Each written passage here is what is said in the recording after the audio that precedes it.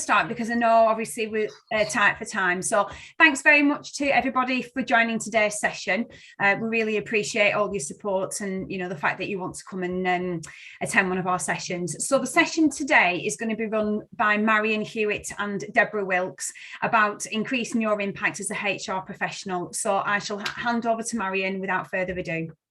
Thank you. Yeah, it's really nice to see some familiar names, and it's great that we've had such a huge response to this topic, because that really tells us the importance it is to all of you to be making an impact in your role. Deborah and I will just introduce ourselves so you kind of get an understanding of how we came to be here. So my background is a lot of years in HR. I've got a CIPD certificate with a number on that I don't shout about anymore. And then I worked for myself for the last 6-7 years now, doing quite a lot around wellbeing, mental health first aid training. And always, you know, still stayed very in contact with the HR world, very actively involved with CIPD. And then I started learning more about positive psychology, and that is around the science of making life better. And that just so resonated with me, because we talk about well-being as being a balance between the challenges we face and the resources we have available. But positive psychology is sort of looking at the next step. It's about the optimizing, the flourishing. And through that, it was like, okay, so given my interest in HR, my belief that we can really make a difference as a profession, how can I tie those together, that if we are flourishing, if we're optimizing ourselves, then the difference that can make to us as we carry out our roles, which led to my further interest around self-compassion, and which I'll be talking about more, and the value of being kind to ourselves, and recognizing that if we were kinder to ourselves, how that might impact us in carrying out our work. So it kind of joined all the bits together.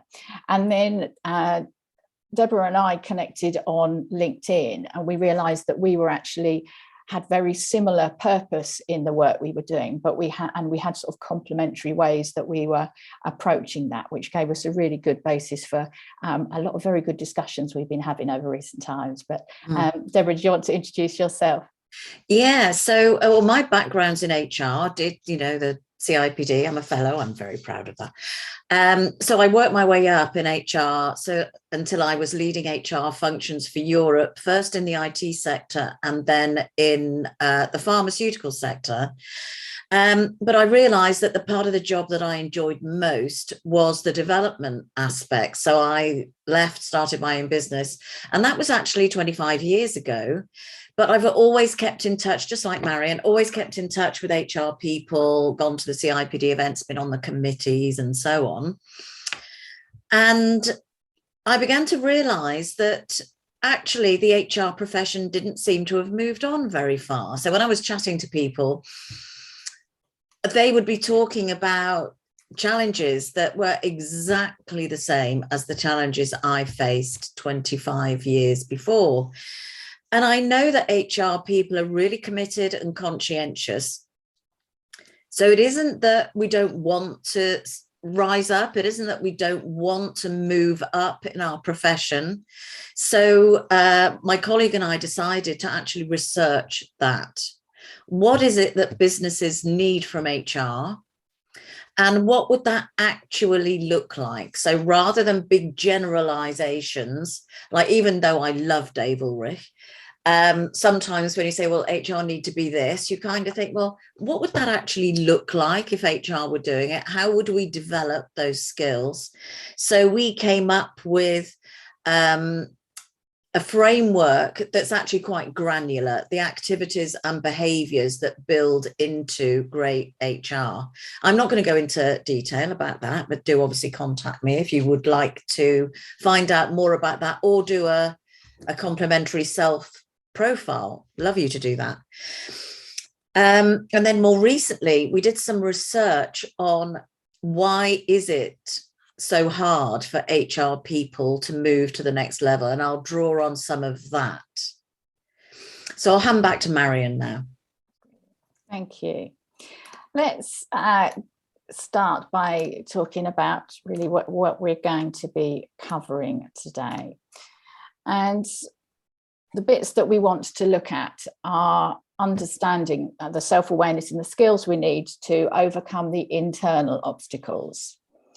And then drawing on the findings from both the research, from both projects and the findings, how we can present effectively with our stakeholders, and actually linked to that, how we can achieve this authentically, how it can still align with all the things that are important to us, our internal values, and those things that just mean that it feels like the true self that is presenting.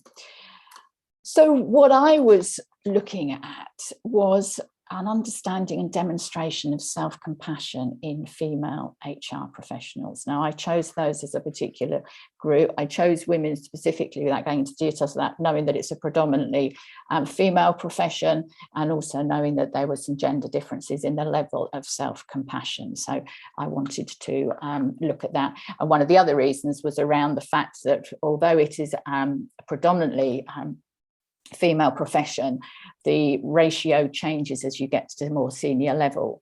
So I was looking at whether that was all I have, that was sort of part of my thinking. Now,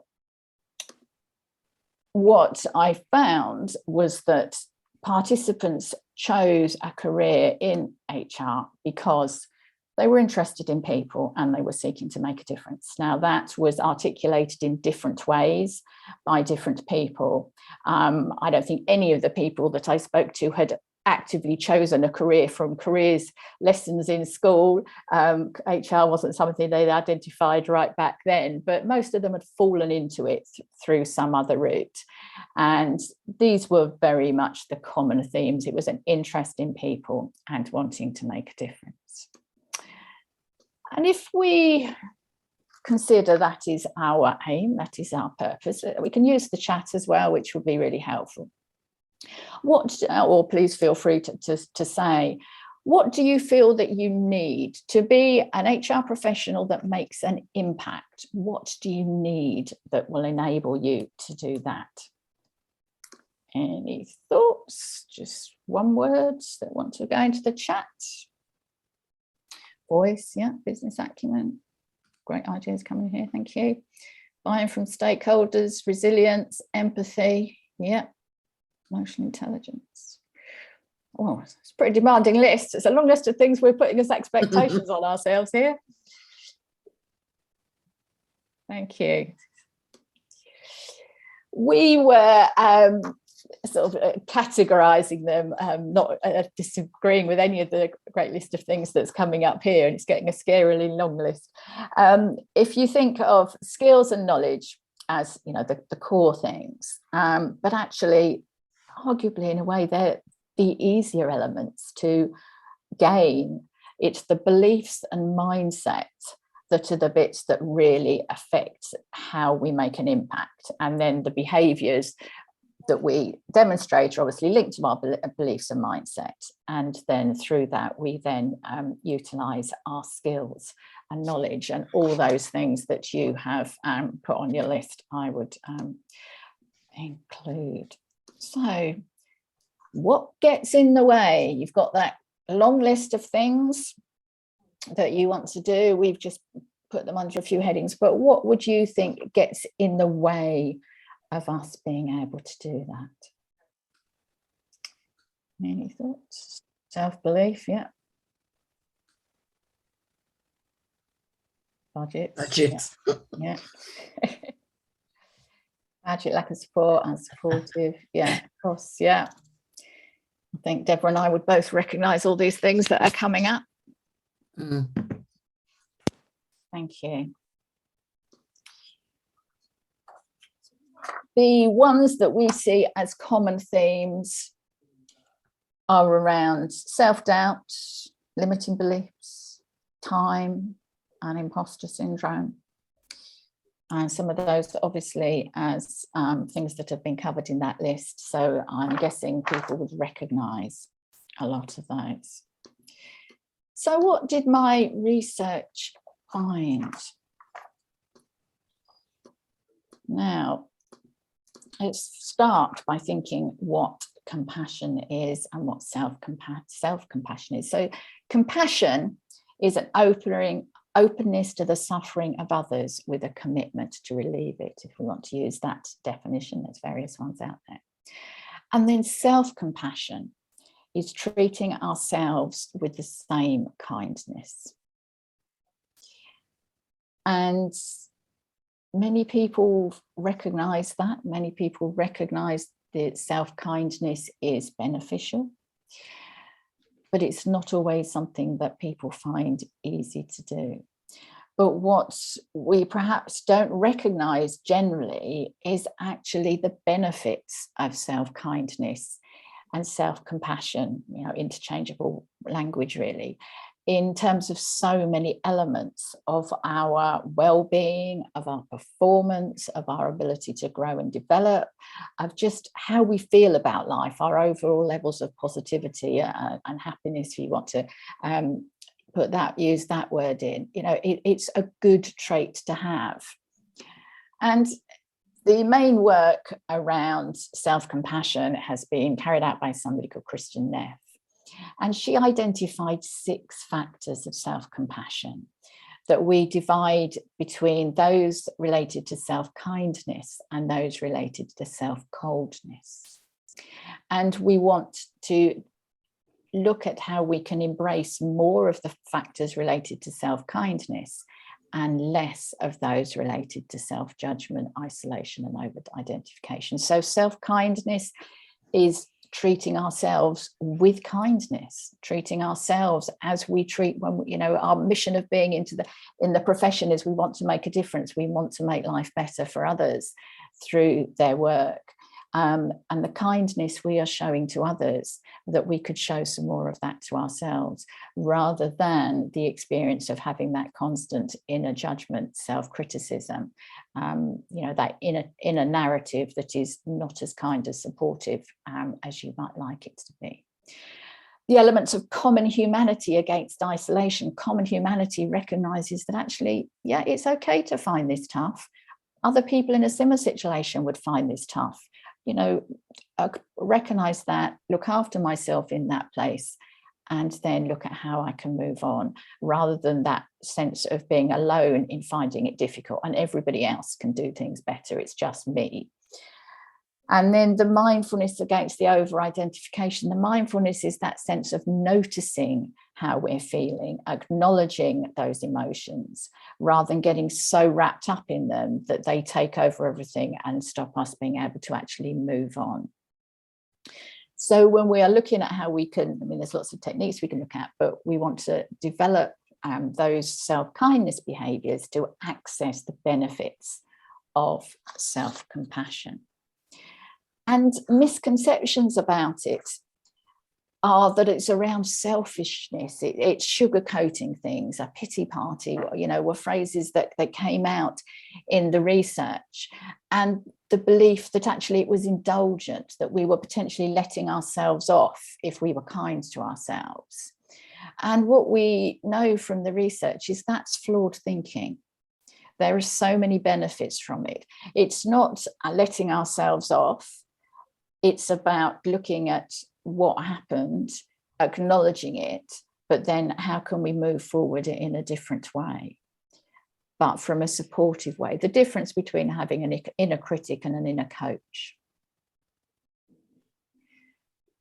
And our topic today is about making an impact at work. And this is what the research is telling us. So this isn't me just talking about it. This is evidence-based. And if we are showing greater kindness to ourselves at work, we will feel more engaged. And we know from all our work within HR that the importance of engagement, you know, the effect on organizational success of having more engaged employees. So, you know, being kinder to ourselves leads to more engagement. Having lower levels of emotional, physical and cognitive exhaustion. And I think most of us would like that. Wouldn't we like more of all of those things? You know, feeling less tired in those ways. And the fact successful goal pursuit. So we are more likely to achieve goals through an approach supported by kindness than an approach supported by criticism and judgment. But what is also interesting is that when things don't go well, our resilience is better. And, you know, things are not always going to go well. Sometimes we'll make mistakes. Sometimes things are outside our control. But what's also been found is an approach of self-kindness reduces the fear of failure. And if you think that through logically, if you're less frightened of failing, you are more likely to try. And if it goes wrong, you'll try again. So, you know, there's real tangible evidence of the benefits. What I found was, sorry, I've just seen a note. Yes, the slides will be shared. And the other thing I also forgot to say, which we talked about at the beginning, is if you've got comments, observations, questions, please just stick them in the chat as we go through. And then if we have chance, we'll come back to them afterwards. What I found was people understood that self-kindness was something that's nice to do.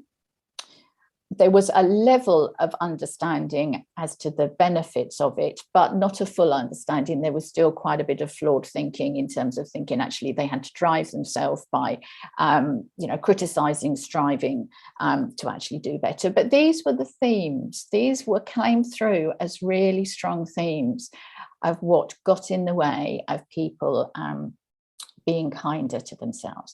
A sense of low self-worth, putting others first, and striving for better.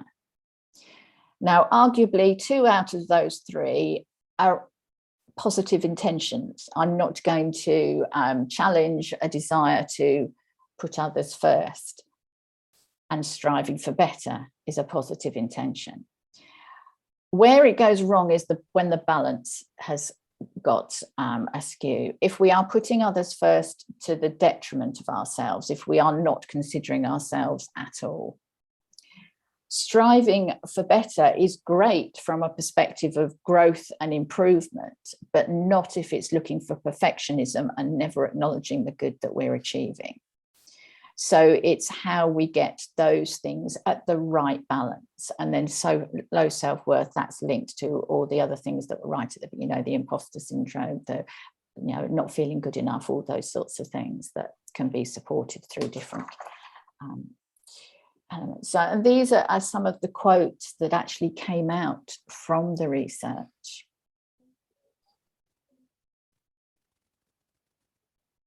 The one that, you know, I just stuck with me was the larger one there, you know, to write down the internal dialogue and to see in black and white.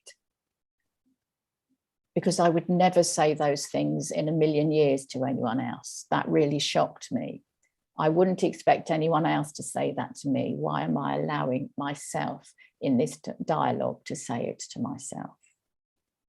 And, you know, you can try that exercise to yourself. Just think about, if I make a mistake today at work, what's going on in my head? What's the narrative? If somebody I work with or a friend makes that same mistake at work, what would I say to them? And then compare the 2 dialogues. And I suspect they wouldn't be very similar. We don't treat ourselves with the same kindness. I'm seeing a few comments coming into the chat.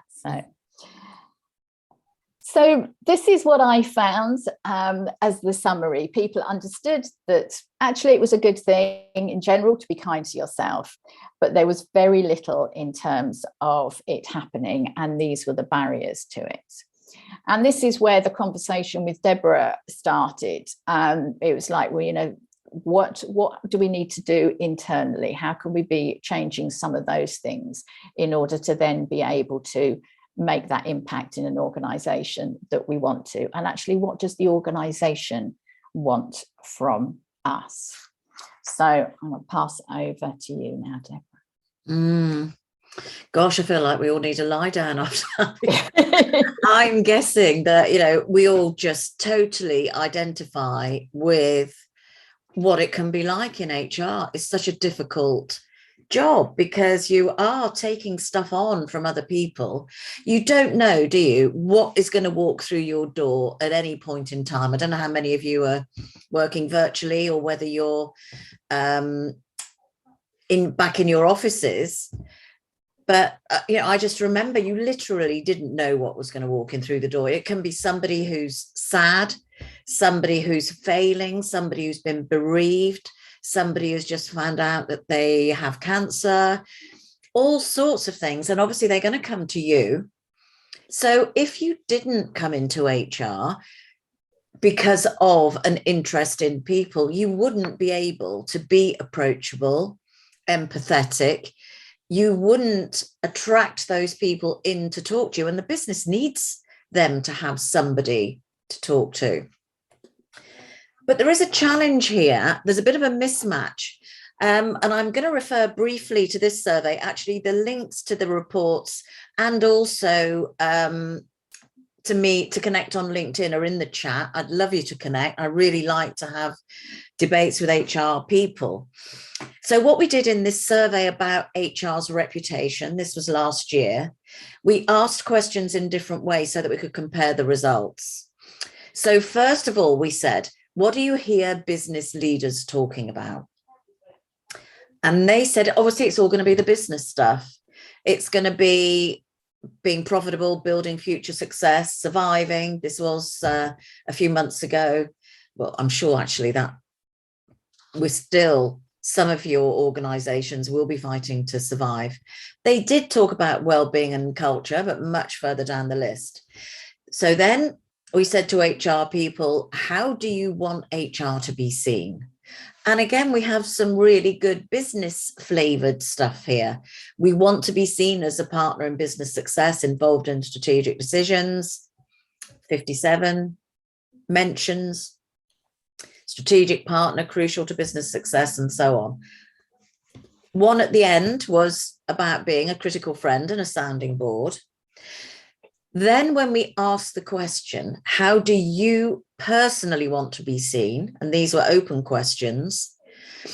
The answers were about being values-led. So being approachable, being seen as a team player, being professional and competent was really important. And I don't see how in HR you can not be led by your values. However, we have got a dilemma here, because if we want to be seen as an HR function as business focused, business led, business partner, then what this tells us is that we personally don't have that as a personal driver to the extent that we have the driver of being values led. And this data, for me, it was a real penny dropping moment, because this is a dilemma for us. It was a dilemma for me. Somebody comes into the room and I actually care about them. They need to know that you care about them, or else you can't do your job in that moment with that human being. So what does this mean? And I actually asked Dave Ulrich the question. I said, look, we've got this data. What do you think? Does this mean that actually HR people need to be much more business focused and less caring? And his reply was, they've got to be both, because actually businesses do need somebody to care, and that does fall to HR. So the answer is it's got to be both and. But how do you do that? So this is one of the things we've been looking at. So if we could have the next slide, please. I'm going to have to ask my glamorous assistant to operate the slides. So when we then looked at, we wanted to build on what we'd learned from the first survey. And what came out of the first one is it is actually still hard. Going back to my whole rationale as well for beginning Enable HR and building our 7 enablers and doing our overall research was, it's still so hard for HR to move up a level. And in this arrow, we kind of get the point. What is the point of becoming more business savvy and getting involved earlier in executing HR activities, for example? The point is that if we do manage to get out in front, we're involved in meetings where the decisions are being made, we do get more influence, and that's good for us, and it's good for the business, and it's good for the people in the business. But you will all know, and actually we never ever lose this, and it doesn't matter if you're the CHRO, you still have times when you are in this red zone at the back of the arrow, clearing up the mess after client groups manage people matters poorly. You are going to get that. But the overall aim of our research was to find out, how can HR people move up the arrow? So wherever you are, and actually it'll be a mix. You won't be in any of these one places all the time. But the aim is to get more strategic, get involved earlier. This was a key finding from the survey, and we'll go on to that. If I could have the next slide, please. So I'll quickly run through how the survey was structured. We asked them what the main challenges are, and we used 13 challenges that came out of the reputation report, and we asked them to pick the top 3. And then we said, please tell us for each of those, why is this hard? We wanted to get to the level below. Then we asked them for the benefits, and we said, what else is on your mind? That was kind of a sub question. So in terms of the results, on the next slide, they identified these top 3 challenges. And again, I've got quotes here. Quotes are so powerful in research, and you will recognize these things. So they picked the top one, ensuring that the HR function is seen to add value, not a support function. And somebody in the comments earlier said, we need to be seen as value creators, not a cost to the business. And people are saying that actually directors don't let HR partner. And the second comment there is about, they don't see us. They see us as problem fixers. So the second one, being involved earlier. And in order to do that, you've got to have recognition and endorsement at senior exec level. The whole perception of how HR are seen has massive impact, not just on your ability to deliver results, but also the things that Marion's been talking about. Because when you have this, it's a much more comfortable place to be. You get much more recognition. You build more influence so that you don't feel as if you're in that really hard position where you're stuck between a rock and a hard place. So the third one, having enough time. Now I hear this again and again, you're so busy already. So how can you move up a level when you're already so busy? The next one, getting business leaders to make people a priority, and then getting my team to build more influence and credibility. That was also a factor. And within these 5, there were 5 top themes. So I went through all the data to pick up some themes. And the main one is the mindset of business leaders. So people said things like they just don't get it. They don't get the people agenda. And some of this is so frustrating for us. It's like you have to make a business case for being nice to people so they don't leave. The fact is, we have actually got to do it because they don't get it. Now, some of your leaders will get it. That's great. You can use them as part of your overall political intelligence strategy. But you know there are some that are, you just don't want to spend time with them because they just don't get it. Hopefully, some of them are more older and will move out of the organization. Resource issues. It's constant. And of course, you've just been through supporting everybody during the pandemic, loads of work. What we got next? I've forgotten. Proving the value of HR, as a couple of you have said, we've definitely got to do that. It's how do we get people's attention to what we're doing by proving its value? So we've been developing tools and programs to help HR people to do that. Ability to influence decisions. And here again, it's a lot about influencing early. And the mindset of HR came through as well, because some people's comments leaked a bit. They kind of leaked their own lack of motivation, commitment, feeling that anything would change. So that then leads us on to the thinking about What do you believe? And this really is the core area where our research really complements each other. What do you believe? What do you believe your role is in the business? And this self-fulfilling prophecy is really powerful. If you go into a meeting, and if I tell a little story about mine, you go into a meeting, I had a situation where I needed to go into the top guy to get pay rises for a market where they were seriously underpaid. And it was causing so much hassle. The country manager was stressed. The regional managers were leaving. It was a right old mess. I go into the top man and say, we need this budget because, and I just went on about all these operational implications. In retrospect, I should have gone in there and said, if you'll let me allocate a budget of 5% across this sales force of their salary, it will deliver between 5 and 10% increase in sales. That was the only number that he was interested in. So I would love to rerun that meeting. But the point of this cycle is I didn't really believe that I was a business leader. I believed that I was there to help people, if I put it simply.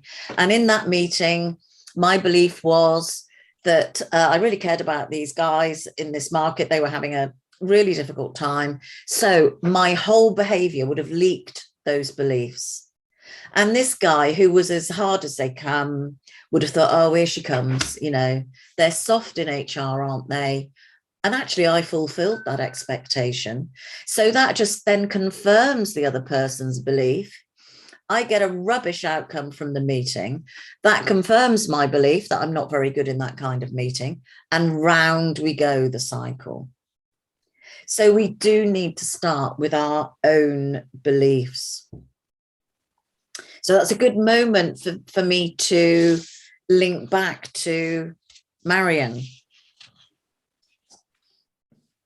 So I think we've probably shared quite a lot of information with you over the last half an hour in terms of the, you know, the reaching in and the reaching out. That when Deborah and I we're talking about it, that was, I think it was, yeah, you threw the comment in, didn't you? It just came out somewhere. But, you know, what do we need to reach in within ourselves to then to effectively reach out within the organization so that we can have the impact we want, which then enables us to make the difference to the people within the organization. That was our intention and our purpose of coming into HR. So we've got a few minutes. So there's a few. Were there any particular comments in the chat that anybody would like to pick up on? Well, we can either put you into groups for I'm going to take the slides down for a minute. So any comments anybody would like to throw in?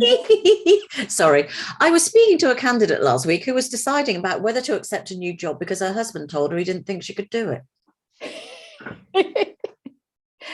I have to say, I used to have a husband like that. Who would put HR down, and you know, if you've got that at home, it's very difficult to do this rising up in the workplace. So I'd be interested in, well, she didn't actually say whether she'd changed the husband or her husband to change, but I think looking at Stephanie's comment, I think I know the answer. Ex-husband, yeah. So what particularly resonated with people from that? Be interested to hear thoughts. Good question. Oh, what are your top tips for going into a boardroom meeting to help with confidence? Sorry, can I answer that one? Yeah, please do. So in fact, what Marion and I realized once we sat down together and discussed was that the tools that we've got are totally complementary. So going back to the reach in and the reach out thing, the reach in is what's going on internally that's making this look scary, difficult, challenging.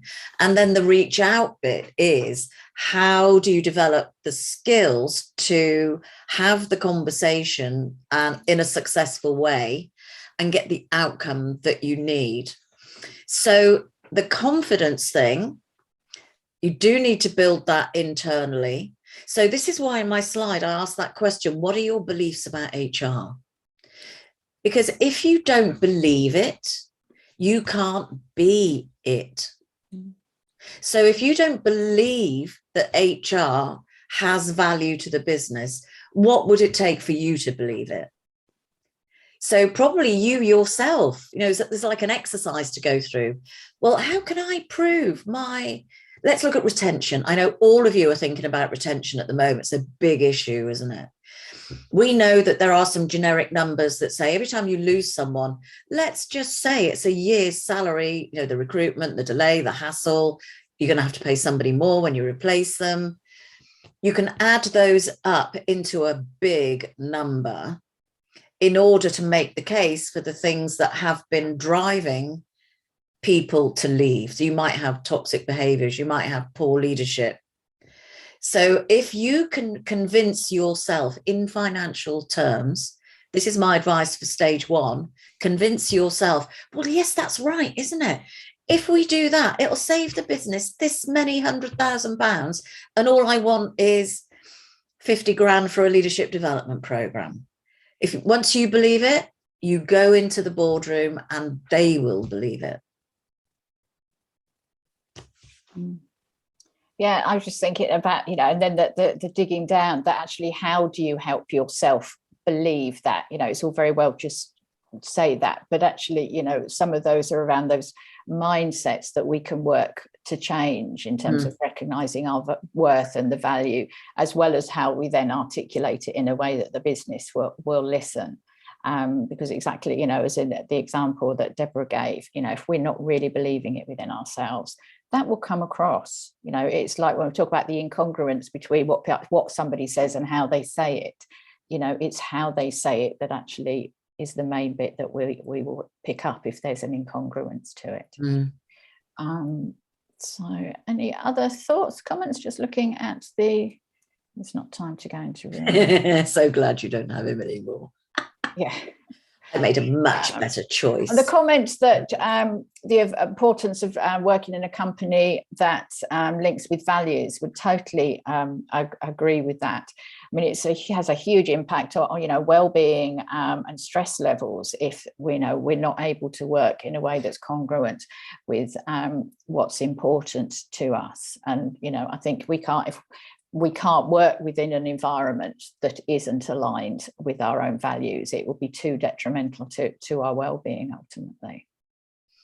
That's true, isn't it? And it's quite often I find myself advising somebody to leave their job, because if you're a good HR person, you don't deserve to be put down. But the longer you stay in that unhealthy environment, the more it wears you down. Having said that, often I'm working with people to help them have a go first. Okay, I'm just looking at the comments further back. Everyone's striving for better. Yes, it's so hard in a new job to practice self-compassion. Not challenging whether somebody finds it difficult. What I would suggest is think about, what are your expectations of somebody else that is in a new job? What would you be saying to them? You don't expect everybody to know everything from day one. So why do we expect ourselves? There's always that feeling that actually we've got to show value, we've got to add value, we've got to make an impact as soon as we start. But actually, be kind to ourselves in acknowledging, initially we don't even know our way around the IT systems. We don't know the basic bits. We can't be expecting to do that. And actually that's when we do need to be kind to ourselves, to actually recognize that in the same way as we would be telling everybody else. That is, I think, that in terms of how we help ourselves develop greater self-compassion, just think about, would I be telling somebody else this? Would I be using the same narrative to somebody else as I'm using to myself? There's a particular tool I use when I'm doing training that's actually it's a sort of a guided meditation, really, but it's about, developing that inner coach. And, if you think about all the elements of coaching, about you have the answer within you, that it's a supportive, collaborative process.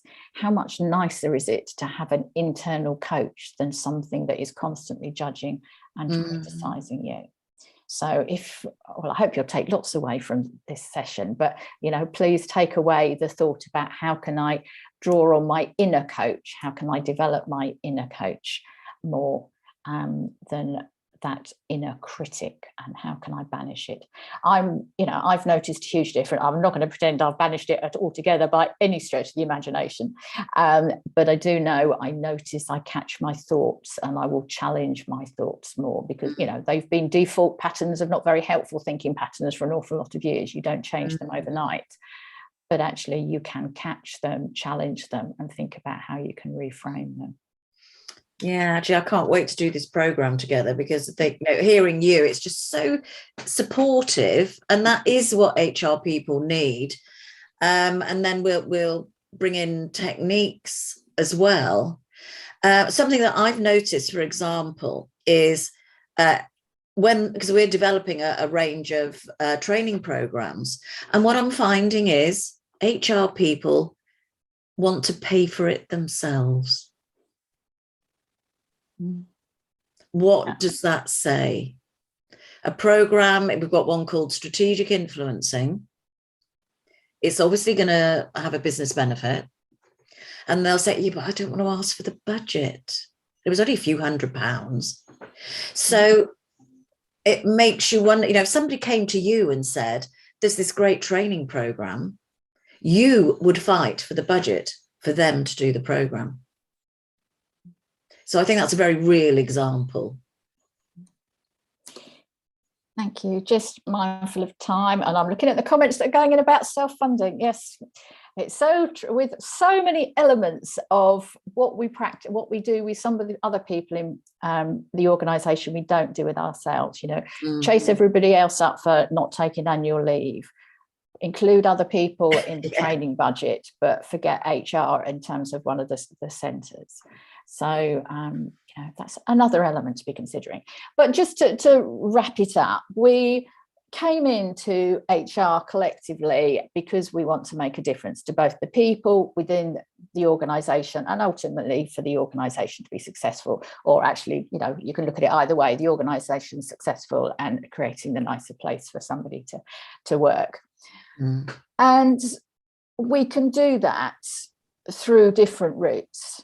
But actually, the nicer way to do it is by looking after ourselves and being the best version of ourselves. And when we reach in to develop those inner qualities, that will enable us to then reach out and connect with people to then make the best impact within organisations. And that's what, we're really passionate about helping the profession do, because, we've got a lot of years. There was a comment earlier on that actually, yes, I should shout about how many years that I've been in HR. And, I'm proud to say that my career has been within HR. We want to make a difference. I don't want to spend forever. I don't want, people to carry on having to justify why HR is a profession and why it adds value. So just we've put our contact details a couple of times into the chat. So these are our two separate my Unleashing You is a program drawn on positive psychology, and I'm really pleased that that's just recently got ILM approval, because that was really interesting conversations with them to actually get them to understand that something that was a well-being approach, positive psychology approach, had an outcome in terms of positive behaviours for leadership and management. And then the 7 enablers for HR is the model that Deborah uses within her training and developed out of all of her studies. So, they're both from evidence-based sources, which is important to both of us. So I think that kind of brings us, we didn't know whether we'd have time to chat in rooms, but we thought it was unlikely. So it's been really nice to have a lot of chat going into the comments. We will be sharing the slides afterwards via Joe for anything you want to pick up. And, happy to keep up the conversation with all of you. I know Deborah's the same. So yeah, thank you for joining us. And can I pass back to you, Joe, please? Yes. Thank you, everyone. Thanks to Marion and for Deborah for facilitating it. I'm sure that you found it really useful. It definitely was a bit of food for thought for myself as well. So I hope everybody got a lot out of it. I will send out an email to everybody later this afternoon, and I will be putting a post on LinkedIn. So if you've got any comments, I'd really appreciate you putting a post on the LinkedIn. Next Thursday, we've got another boardroom, which is about supporting your people, the 2022 new ways of working. So I'll put the details about that, about how to join. Other than that, thanks very much, and I hope you enjoyed the session. Bye. Thank you, everyone. Bye. Bye. Bye.